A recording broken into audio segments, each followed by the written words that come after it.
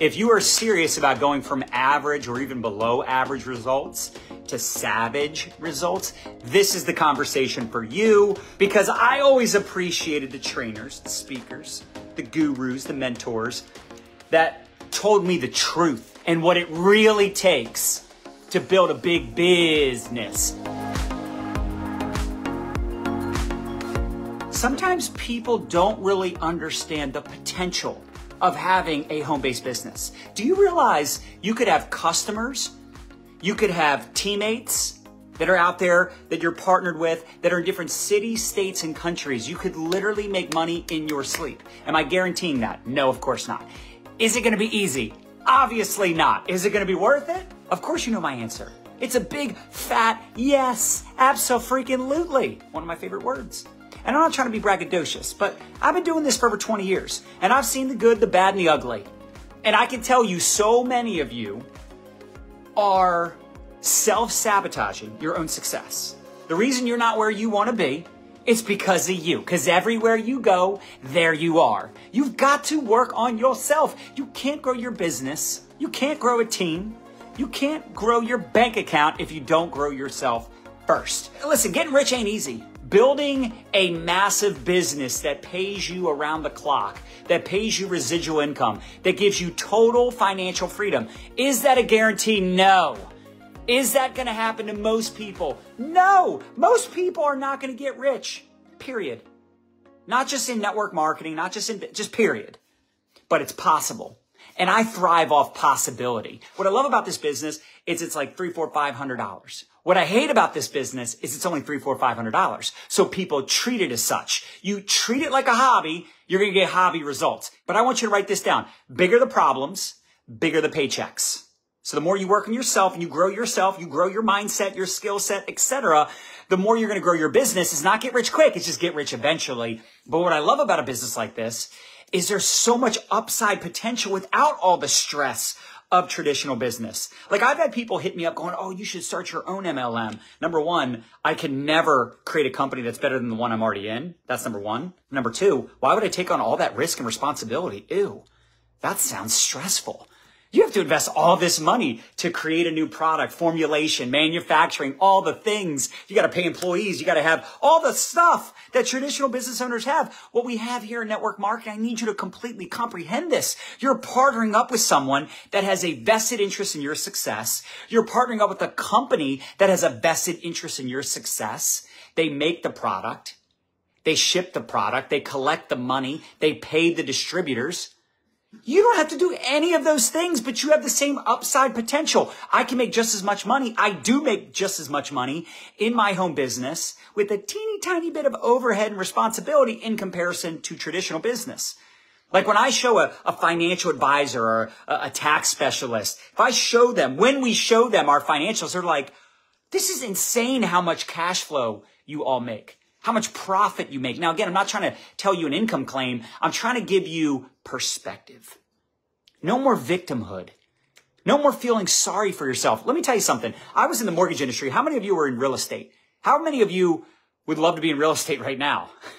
Probably not. Anyway, I had to show up every day for work, even if I didn't feel like it. I had to show up every day for work, even if the rates were high, the market was crashing, because it was my job. Imagine if you had a schedule. You became a routine machine. You had a schedule where you were like, hey, this is my job. This is my business. I'm going to start treating it like a part-time job where I have to show up.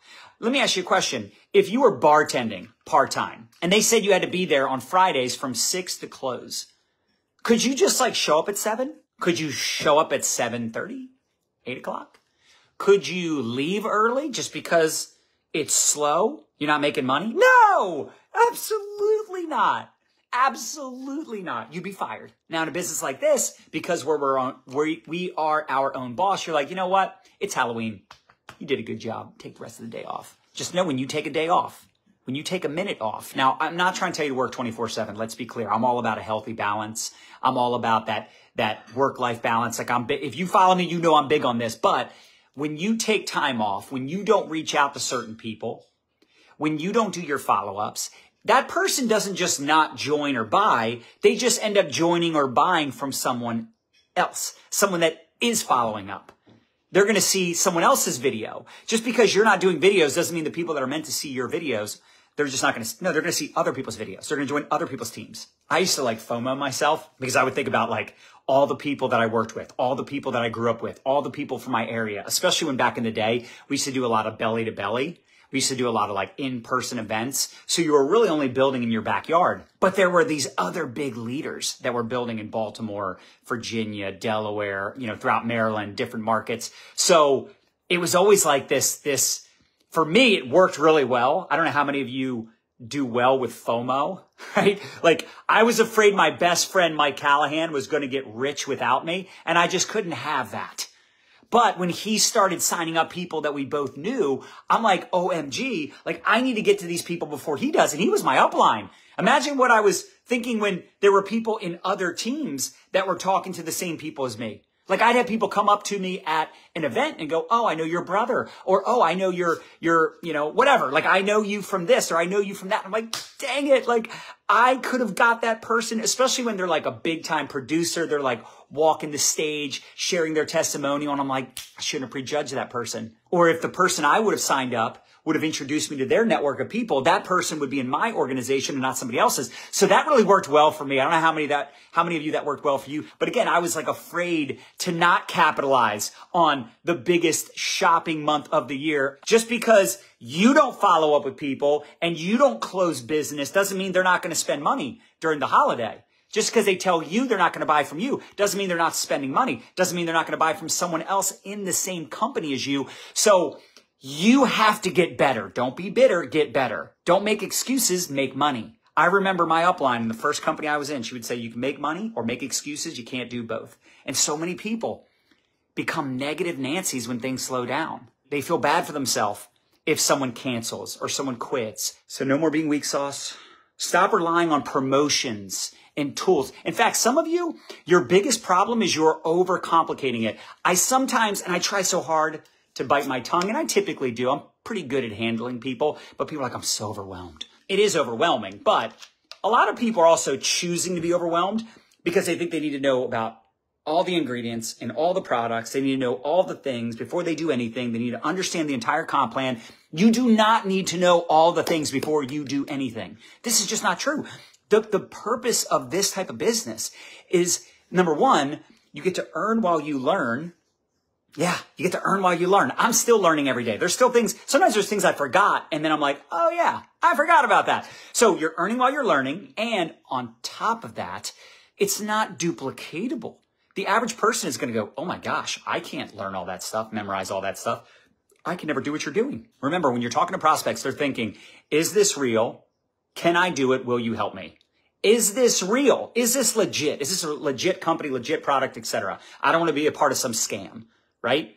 Number two, can I do it? Is this something I could do? And if they feel like they need to know everything, explain everything, be a guru, a genius, they need to be super knowledgeable, that's going to be a turnoff. That's going to be a big turnoff. If you just say, hey, look, all I know is I drink this product, I look younger, I feel better, I lost weight, I feel great, better sleep, better, energy, no crash, this, that, the other thing, right? Whatever the benefits are, whatever your personal story is, I save money, I make money, I fired my boss, I did this, I did that. Whatever your story is, when you're sharing your story with people, when you're sharing your personal experience with people, people relate to people. They don't relate to the ingredients and the comp plan and all that stuff anyway. People relate to people.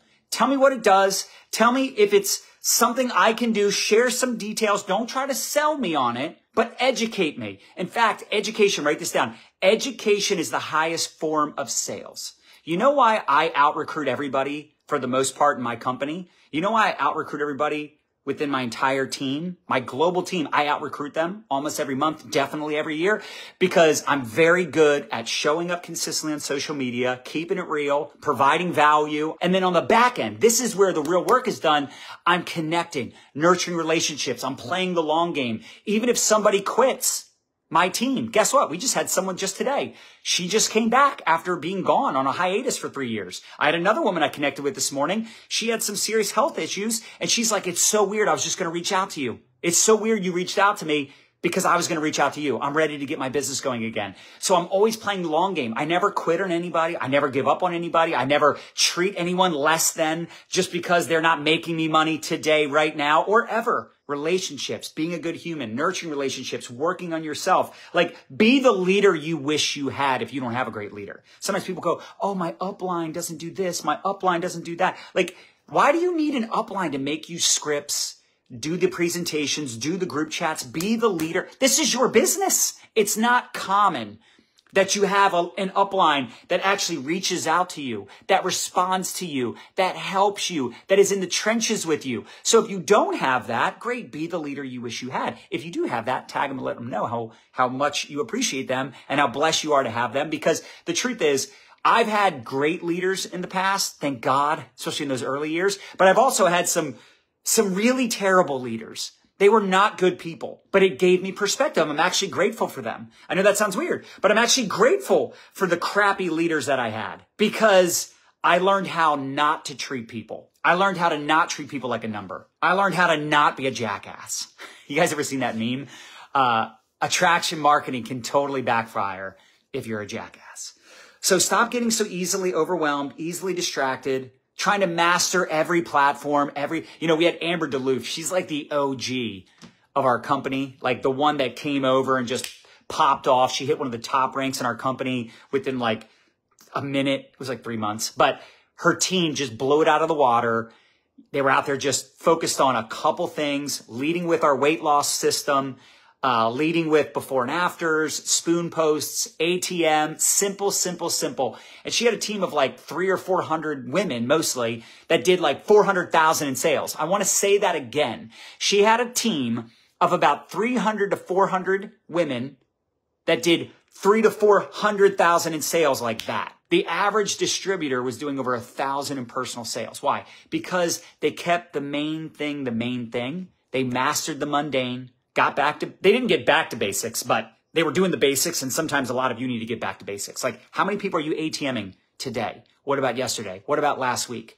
Are you tracking the people you're ATMing? If you're not tracking the people you're ATMing, you need to get a notebook, but the fortune's in the follow-up. This is not like some silly cliche. This is the truth. Most of the people I sign up, like if you were to go, John, well, who are the 6 or 7 people you signed up this month? People I've been talking to, in some cases, for years. People that have been following me for years. Now, some of them are brand new followers. Some of them have been following me for years. Some of them started off as a customer. Some of them started off as a follower, as a person that was listening to my podcast. They were in another company, but their company shut down or screwed them over or whatever. They were in my organization years ago and they came back. Maybe they were on one of my teams in other companies in the past. The point is, you got to play the long game. You got to master the mundane. Keep it simple, stupid.